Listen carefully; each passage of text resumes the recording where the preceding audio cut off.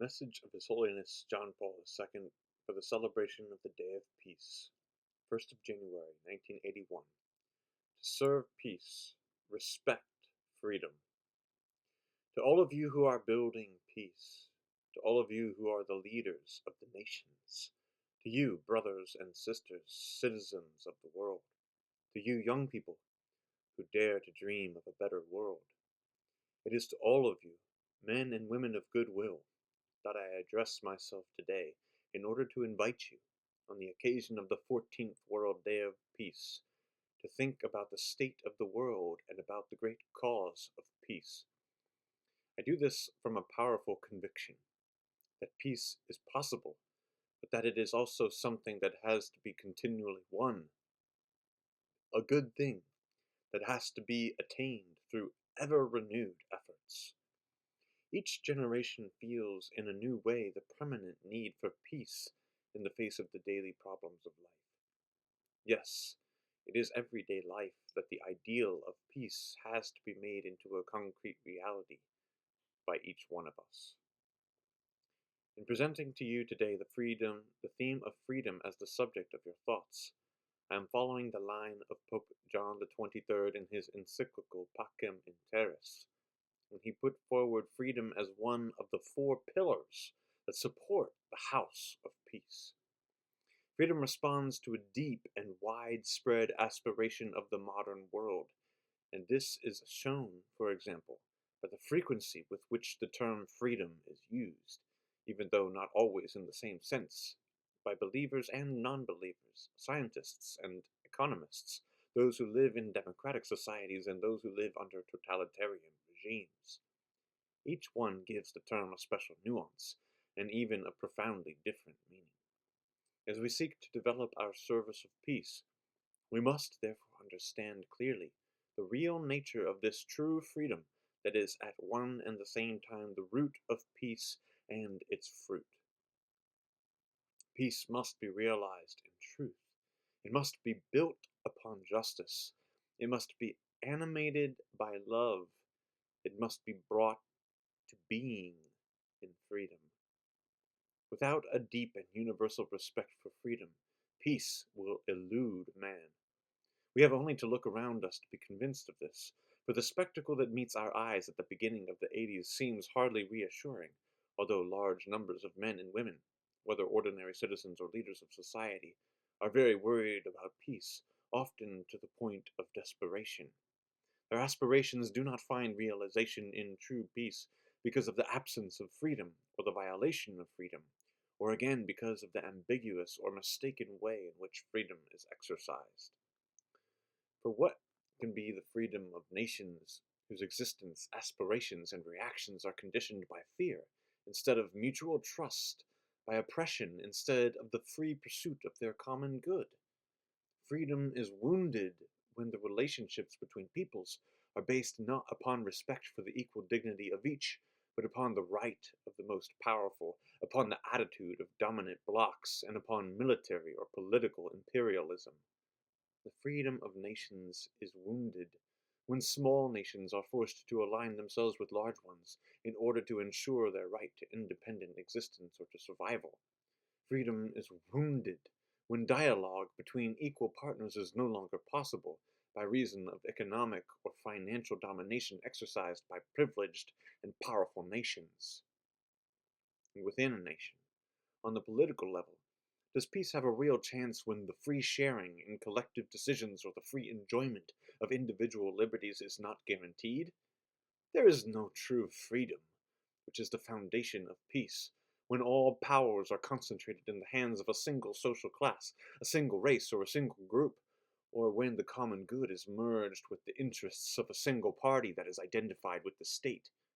There is no true freedom when the freedoms of individuals are absorbed by a collective group, denying all transcendence to man and his personal and collective history. True freedom is also absent when various forms of anarchy, set up as a theory, lead to the systematic denial or challenging of all authority, leading in extreme cases to political terrorism or to blind acts of violence, whether spontaneous or organized.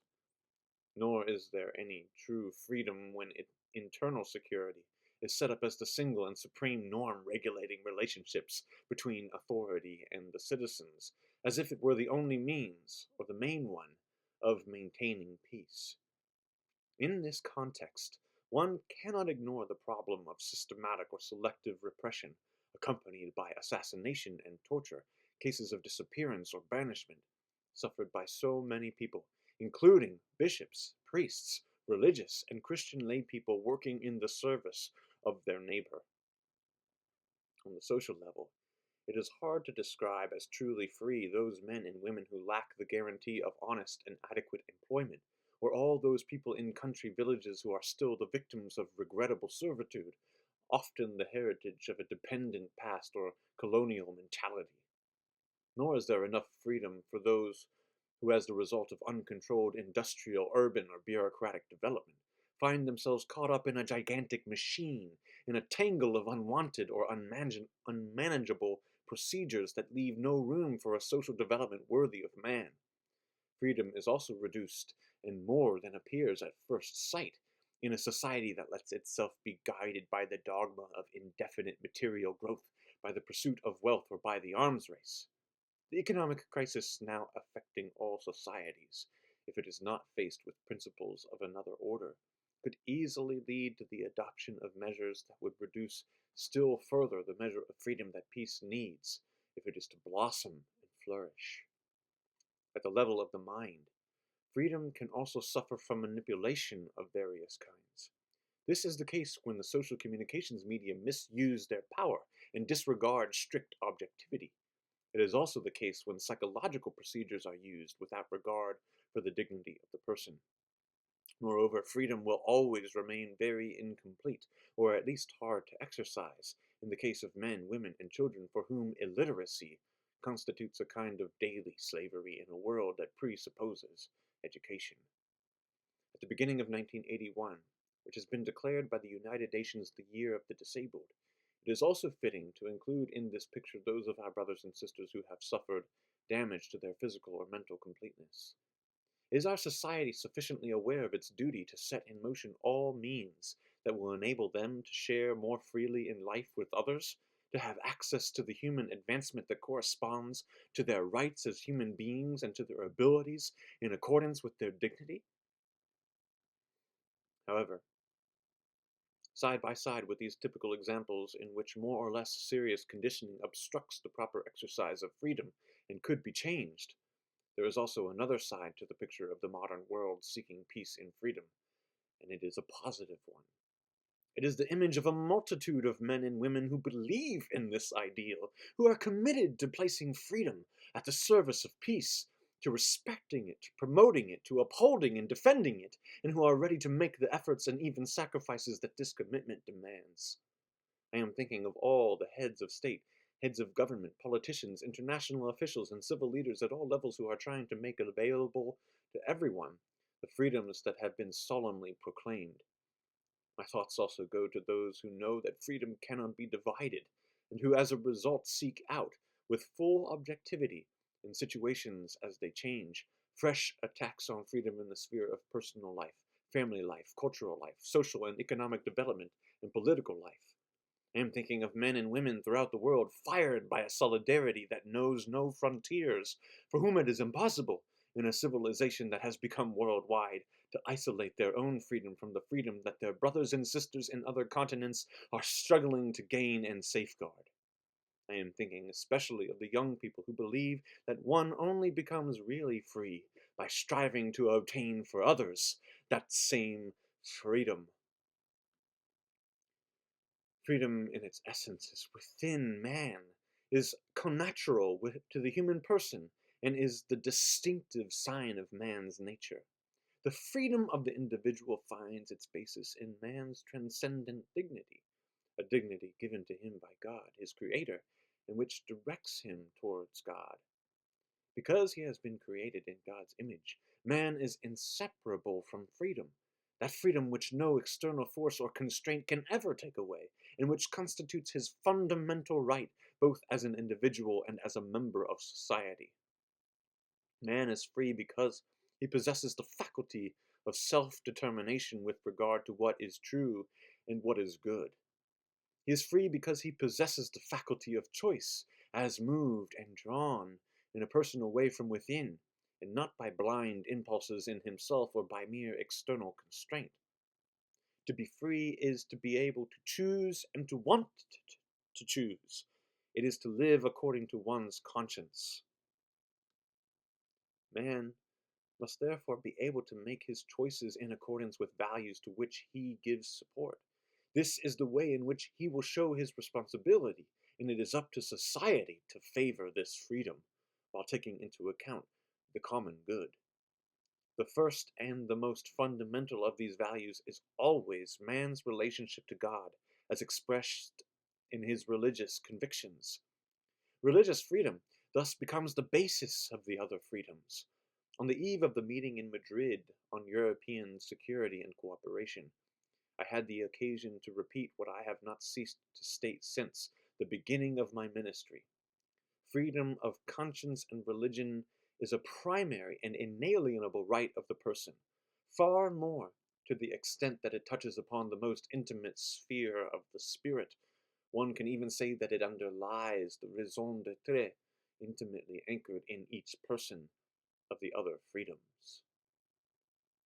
The various authorities in society must make possible the exercise of true freedom in all its manifestations. They must endeavor to guarantee each individual's possibility of realizing his or her human potential to the full. They must allow each person a juridically protected domain of independence so that every human being can live, individually and collectively, in accordance with the demands of his or her conscience.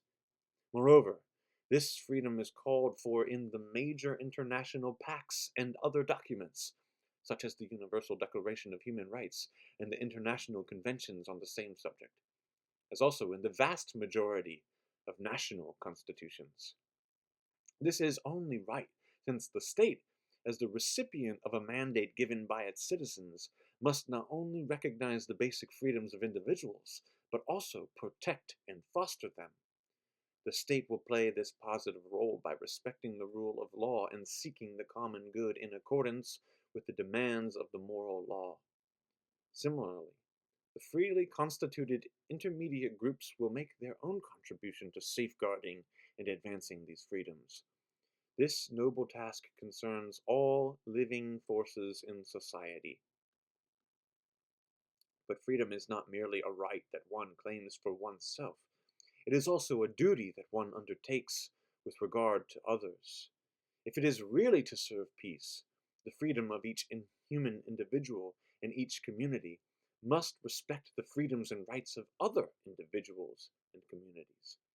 This respect sets a limit to freedom, but it also gives it its logic and its dignity, since we are by nature social beings. Some kinds of freedom do not really deserve the name, and we must take care to defend true freedom against various counterfeits. For example, the consumer society, that excess of goods not needed by man, can in a way constitute an abuse of freedom, when the more and more insatiable pursuit of goods is not subjected to the law of justice and of social love. Such consumerism involves a limitation of the freedom of others, and from the viewpoint of international solidarity, it even affects whole societies which are unable to maintain the minimum of goods required for their essential needs. The existence of areas of absolute poverty in the world, and the existence of hunger and malnutrition pose a serious question to the countries that have developed freely, without regard for those countries lacking even the minimum, and perhaps at times at their expense. It could even be said that within the rich countries the uncontrolled pursuit of material goods and all kinds of services offers only an apparent increase of freedom to those who benefit from them, since it sets up as a basic human value the possession of things, instead of aiming at a certain material prosperity as the condition and means for the full development of the talents of the individual in collaboration with and in harmony with his fellow men.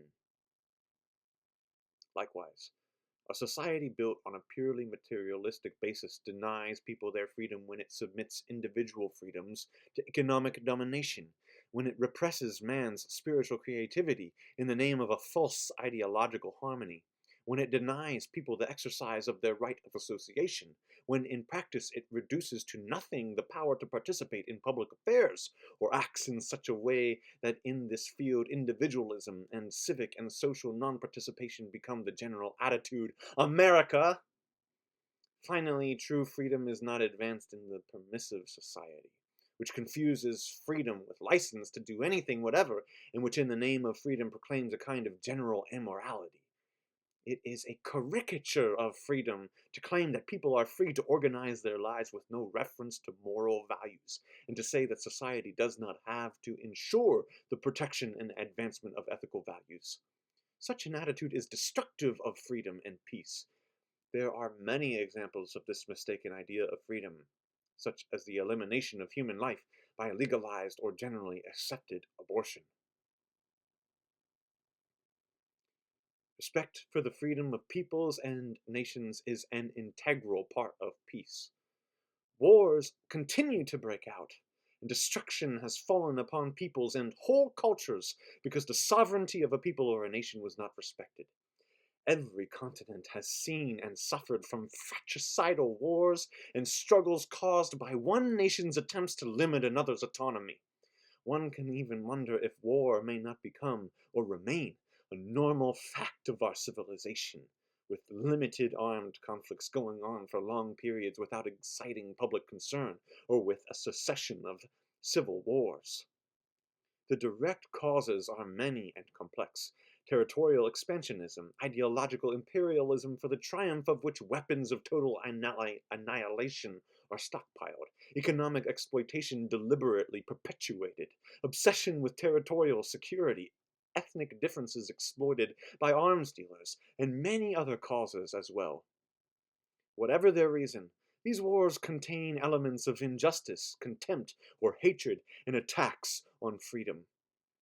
I stressed this when speaking last year to the General Assembly of the United Nations. The spirit of war, in its basic primordial meaning, springs up and grows to maturity where the inalienable rights of man are violated.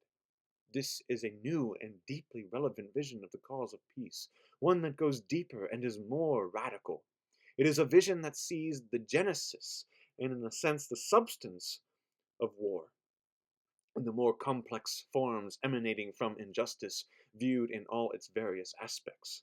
This injustice first attacks human rights and thereby destroys the organic unity of the social order, and it then affects the whole system of international relations. Without a willingness to respect the freedom of every people, nation, and culture, and without a worldwide consensus on this subject, it will be difficult to create the conditions for peace. But we must have the courage to believe they are possible. This presupposes a conscious public commitment on the part of each nation and its government to renounce claims and designs injurious to other nations.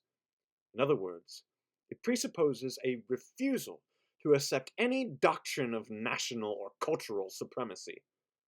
There must also be a willingness to respect the internal processes of other nations, to recognize their personality within the human family, and therefore to be ready to question and correct any policy that would in fact be an interference or an exploitation in the economic, social, or cultural spheres.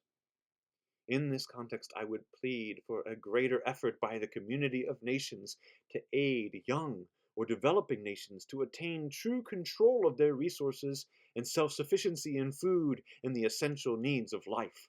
I beg the rich countries to direct their aid with the primary aim of actively eliminating absolute poverty. The preparation of juridical documents has its place in improving relations between nations. In order that freedom may be respected, it is also necessary to contribute to the progressive codification of the applications that flow from the Universal Declaration of Human Rights. In this matter of respecting the identity of each people, I would like to include particularly the right to see its religious traditions respected both internally and by other nations, and the right to participate in free exchanges in the religious, cultural, scientific, and educational spheres. The best guarantee of freedom and its real attainment depends upon the responsibility of individuals and peoples, upon the concrete efforts of each person at his own level, in his immediate environment, nationally and internationally. For freedom is not something that is given. It is something to be constantly won. It goes hand in hand with the sense of responsibility that everyone must have. One does not make people free without at the same time making them more aware of the demands of the common good and making them more responsible. For this purpose, a climate of mutual trust must be established and strengthened. Without it, freedom cannot develop. Everyone can see that this is an indispensable condition for true peace, and the primary expression thereof. But, like freedom and peace, this trust is not something that is given. It is something that has to be gained, something that has to be deserved. When an individual does not accept his responsibility for the common good, when a nation does not feel that it has a share of responsibility for the destiny of the world, trust is jeopardized. This is even more so if one uses others for one's own selfish purposes, or simply indulges in maneuvers aimed at making one's own interests prevail over the legitimate interests of others.